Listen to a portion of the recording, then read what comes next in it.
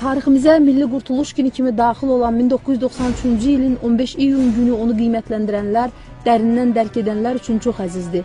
Vətənini, xalqını sevən, həmin çətin, ağırlı günlərin dəhşətlərini yaşayan, hadisələri gözləri ilə görən insanlar üçün 15 iyun əsl qurtuluş və Azərbaycanda ölüm-dirim mübarizəsinin tarixidir. Bu tarixi yaradan isə yenə də Azərbaycanın inkişafında, müstəqilliyində, gələcəyində müstəsna rol oynayan, daim xalqına arxalanan və xalqa arxa olan bir insandır, Heydər Əliyevdir.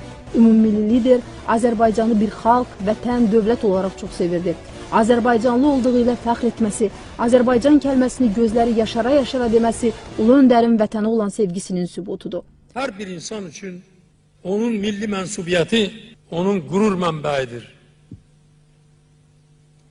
Mən həmişə fəxr etmişəm. Bu gün də fəxr edirəm ki, mən Azərbaycanlıyam.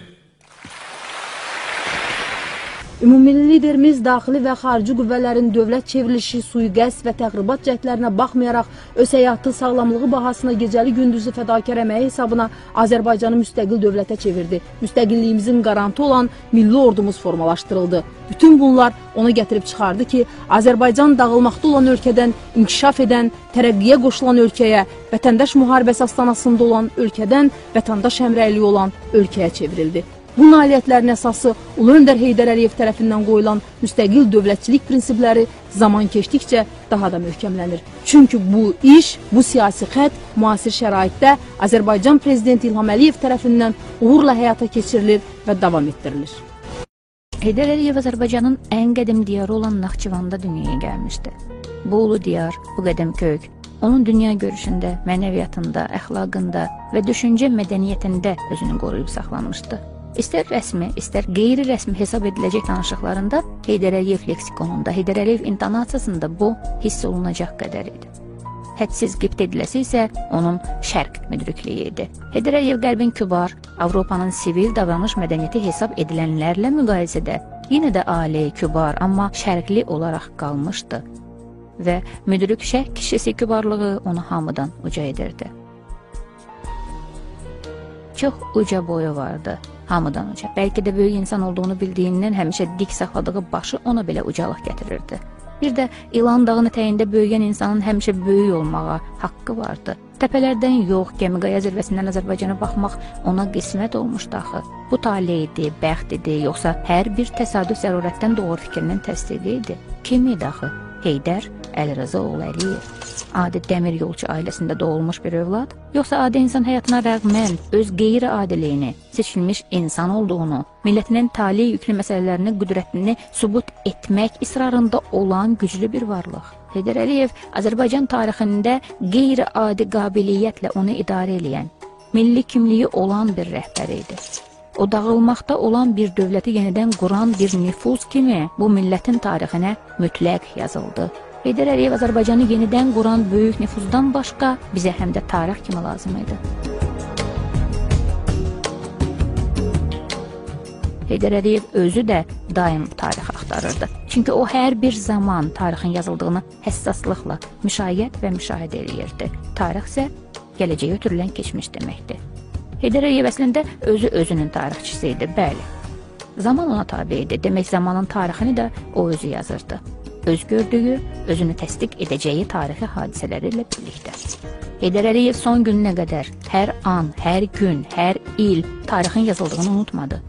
Və ancaq tarixdə yazılmasını məsləhət bildiyi əməllərini yiyəli etməyi, imza qoymaq özünə rəva bildi. Çünki Heydər Əliyev tarixdə yaşamağın millət və dövlət kimi yaşamaq demək olduğunu çox yaxşı bilirdi.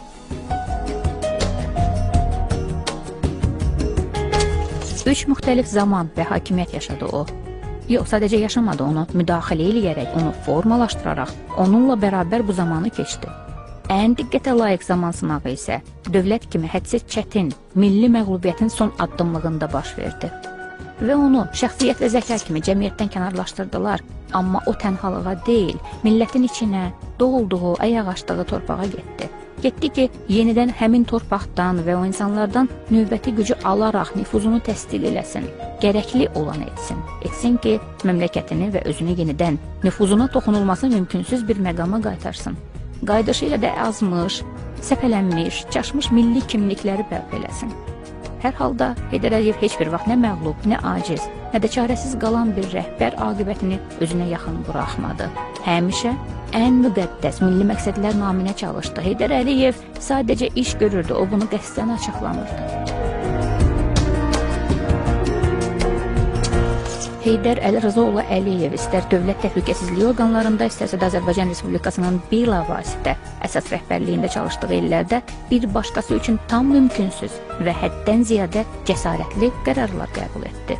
Heydər Əliyev bu qərarları güzəştə getmədən, mövqeyini dəyişmədən, amma siyasi manevrlərlə həyata keçirən bir zəka idi.